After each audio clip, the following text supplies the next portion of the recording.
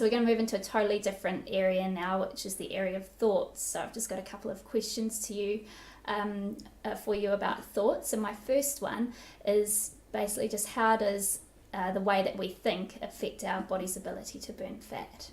Like I said, the reason I moved into coaching was because I'll call it the little voice audio tape that was playing for a lot of my clients was that I'm not strong enough, I'm not skinny enough, I'm too fat, I'm too this, I've grown up this way, or my habit is to eat this way because of my family upbringing, or I'm genetically predisposed to diabetes, or oh no, I'm big boned, I'm this.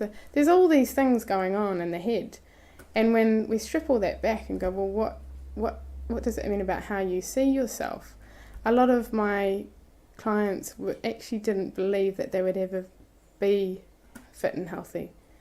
It's a I'm going to go to the gym, I'm going to do this, and really what they were telling themselves on the inside was, but that will never happen. Mm-hmm. I won't be that because of whatever the self-limiting belief is. So I really work on reframing those pathways, because it's like on outwardly doing something that is serving my body and nourishing, I'm eating well, but inside self-sabotaging. So really the thought is, I see it as the seed. The thought is the seed, and that will grow into whatever tree. Whatever fruit is on that tree shows me what the seed is. Mm-hmm. So I've tried this, I've tried that, and that never worked, and this and that, and I must be or I'm wrong, or I'm not enough. For women I've found it's definitely I'm not good enough, or I'm not something enough. And for men it's I'm wrong, I'm weak or inferior if such and such. So the thought really being the seed is if you feed that and nourish that seed, it's going to grow into whatever tree that seed is based on. So if it's a negative thought, then it's a corrupt tree, really. And if it's a positive one based on self-image, especially the inner world of, I encourage people to look in the mirror, look in their own eyes, and look at their own body in the mirror and realise that they are a beautiful being. I have a beautiful body, I love myself, I forgive myself, I support myself, I move freely, these positive affirmations and things, which I think take, probably about a good 6 to 8 weeks to sink in. A lot of the time I get people to say these things, they don't believe it at first. Mm-hmm. But then once they get going and they realise, actually, I do support myself, I am an amazing being, I can do things, then all of a sudden their world opens up. Yeah. That's great. You've given me a really comprehensive answer there, and sort of gone into what I was going to ask you next about negative thought patterns, and you've sort of explained some of the things that people say that aren't supporting actually what they want to achieve. But what I was wondering was, my thought is that most people who have been successful in anything in life have been so as a result of a well-trained mind. Mm-hmm. But as a fitness trainer, I've always had trouble trying to convince my clients of the importance of training their mind. So I was wondering, do you have any particular technique or approach that you use to help them to really understand this is incredibly important and it will help me progress and reach my goal? Yeah, I have I do always share my own story to help illustrate to them. So going from my own place of not being enough to understanding what it means to be enough and to sit in that.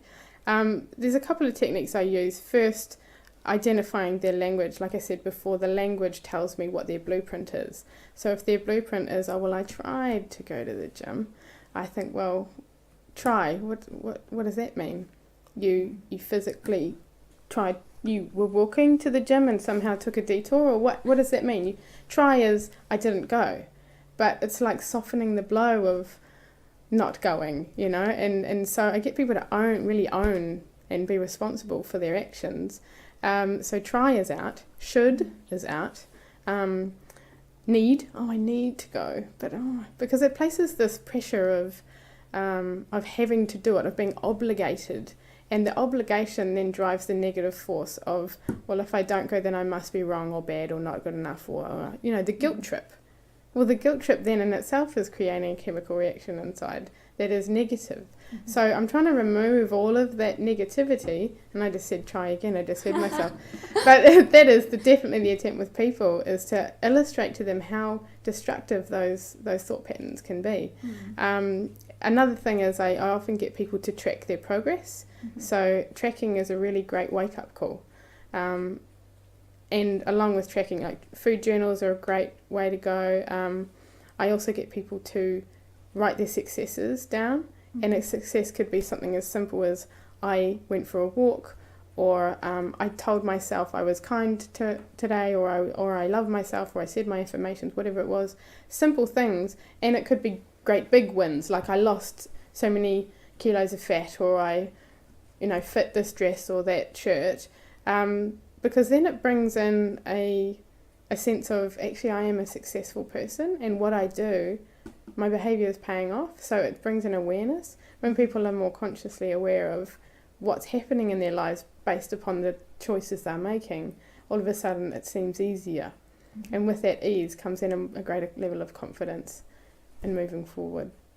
I also get people to write down so successes and gratitudes. Being grateful is a huge part of the success, and just of the human condition, being present and happy in the state that I'm in, rather than always being in future or in past, is bringing me to the now. What am I grateful for now? I'm grateful I have a body that still carries me around no matter how much I beat it up. And is still surviving, and it's I'm still here. Things like that. Gratitude brings in a whole world of abundance, and with that, there's a lot of power in that. Yeah, and I mean that technique of journaling and of writing those things down. I mean, I know when I think of my clients who have been most successful, it's always the ones that have written in food diaries, and the ones that have added in more detail, about how they're feeling after meals and things like that. They've been even more successful. So I guess that sort of works the same way with writing down things that you're grateful for and those absolutely things. Yeah. And I mean, those should and try type statements that you talk about, they're things that we can all make a change on starting today, and they're things my partner and I always ask each other to pull ourselves up on any language that we're using that's not helpful to the outcomes that we're trying to achieve. And it just reminds me of another quote from the great Yoda, who says, "Do or not, there is no try." Yeah, absolutely. And when people do ask me, so what do I use instead of try or should or need to? I'm like, well, how about just I do it, or I do not. I'm choosing to do, or I'm choosing to not. Choose is a great word. It's a power word. And choosing, we all have choices. Exactly, and that brings high energy and a sense of power. Whereas those other negative words bring disempowerment and no choice and low energy, and that's kind of below the line thinking.